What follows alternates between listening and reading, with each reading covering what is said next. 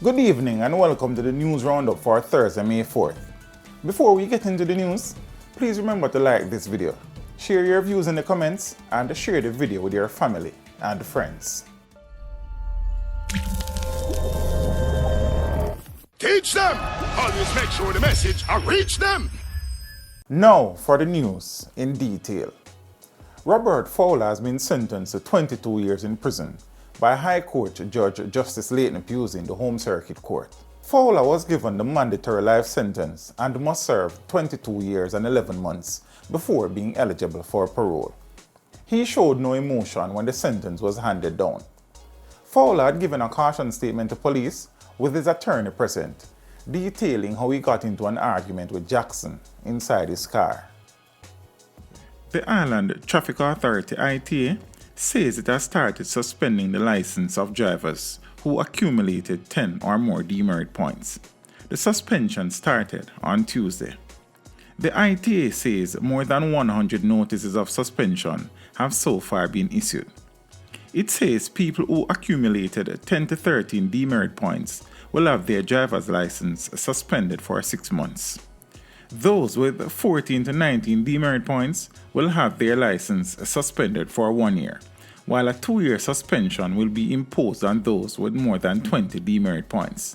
Ken Youth here, director of the Island Traffic Authority, says once a notice of suspension is issued, a copy will be sent to the Public Safety and Traffic Enforcement Branch P-Step and the Tax Administration of Jamaica. Audrey Tugwell Henry, Vice President of the Jamaica Bankers Association and President and the CEO of Scotiabank, has warned that several ATMs in the country will have to be taken out of service due to the security risks posed by cash transportation by courier teams. The level of criminal activity associated with these movements is deemed untenable and poses a risk to the stability of the financial institutions in Jamaica. Henry emphasized that banks may have to reduce the number of units on their ABM networks if the situation is not addressed. The National Commercial Bank has already announced a review of its ABM network in response to these attacks. Henry clarified that the cost of transporting money is not the main concern. Jamaica has dropped 20 places in the World Press Freedom Index, now ranking on 32 out of 180 countries. The Reporters Without Borders (RSF) noted that Jamaica continues to have a high level of press freedom despite the decline in ranking. The country has made progress in the past 2 decades and is considered one of the safest in the world for journalists. However, RSF also reported instances of journalists facing intimidation, especially before elections. The decline in ranking could be attributed to rare physical attacks on journalists, such as an incident in November of 2022 where a man damaged equipment while a Television Jamaica videographer and a Jamaica Gleaner reporter were covering a teachers' protest in St. Catherine. Additionally, the high crime rate in the country poses a potential threat to reporters investigating sensitive subjects. A high-level team from the Jamaica Constabulary Force, led by Deputy Commissioner Fitzbailey, met with senior executives from Beryllium Limited to address the recent attacks on their money courier teams. As a result of the meeting, the JCF has established a special investigative team led by a superintendent of police to target criminal groups responsible for the attacks. The team will comprise representatives from various sections of the force. There have been 4 attacks on Beryllium teams since February 27, resulting in the loss of $23 million, 1 death and injuries to several team members. Bailey has assured the public that the matter is being handled at the highest level of the security force and that the JCF is committed to bringing the perpetrators to justice. A 15-year-old boy has been charged with wounding with intent for allegedly stabbing a 9-year-old child during a football game in Westmoreland. The incident occurred on Monday evening when a group of children were playing football at a school, and a conflict broke out between 2 of the children. The 15-year-old reportedly used a knife to stab the 9-year-old in the chest, who was taken to hospital by residents and is currently in serious condition. The 15-year-old was taken into police custody on Tuesday and charged on Wednesday. His court date is yet to be arranged. A suspect, Ricardo Golden, was arrested at the Norman Manley International Airport in Kingston for an $8 million fraud case at the Hyde NSTA Trust.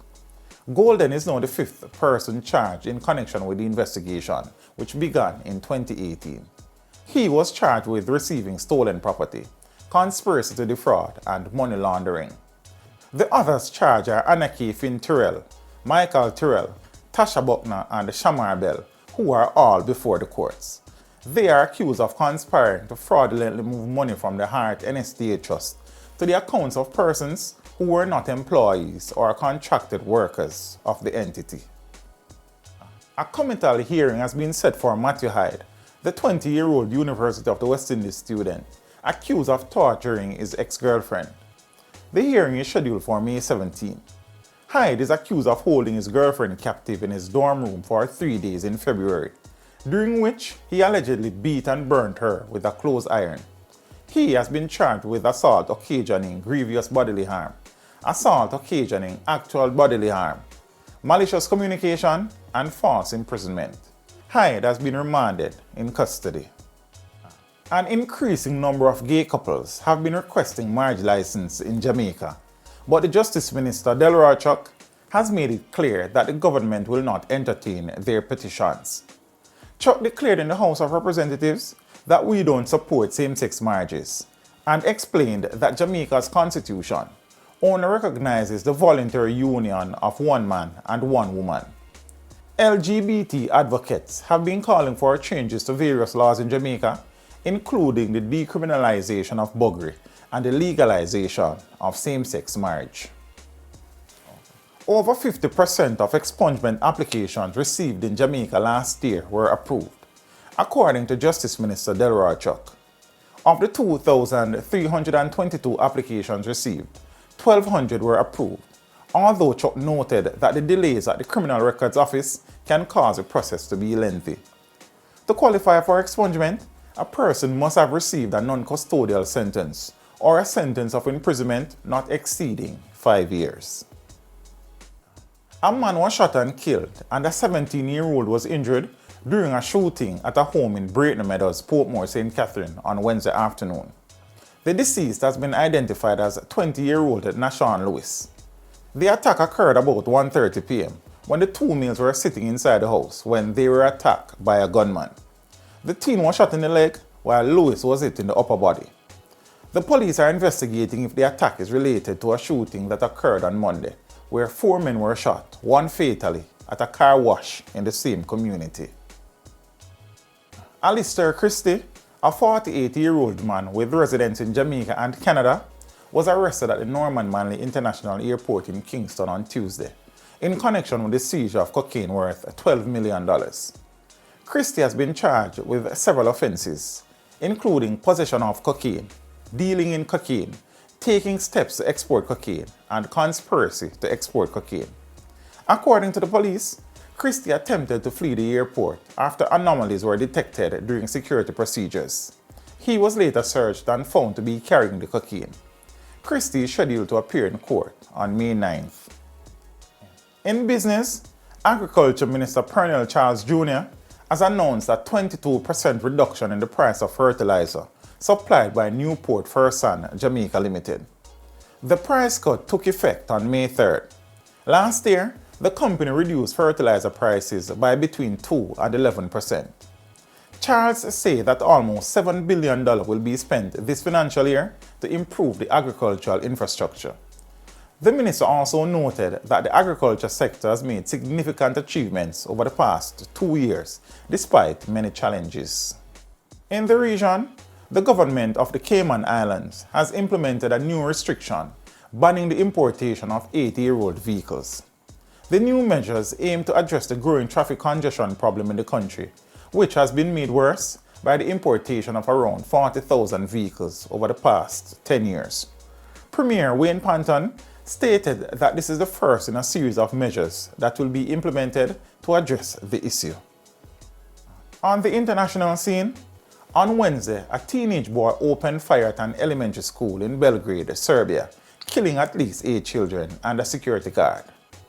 The shooter, a 7th grade student, reportedly used his father's gun.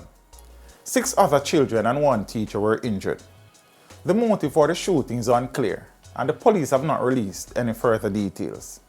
Serbia has strict gun laws, but firearms from the 1990s wars are still in circulation. And in sports, Adija Hodge and Alana Reid are set to compete at the Puma East Coast International Showcase in Maryland this Saturday. Reid, who is currently ranked number 1 in the world in her event, will face off against Hodge, who is ranked number 2. Additionally, Alexis James, the under-20 Carifta Games 100-meter hurdles champion, will also compete in the event. And that is it for your news roundup for today. We would appreciate you liking this video, leaving a comment and sharing the video with your family and friends. Have a good evening and see you next time. Teach them! Hey, yo, yellow! Send the message and make it reach them. It's teach them. Right here, Warlord representing. Thank you for watching. Like the video before you go. Please subscribe if you haven't done so. And remember to share the video with your friends and family. And browse the channel for more quality content. Until next time, walk good, my friends. Teach them!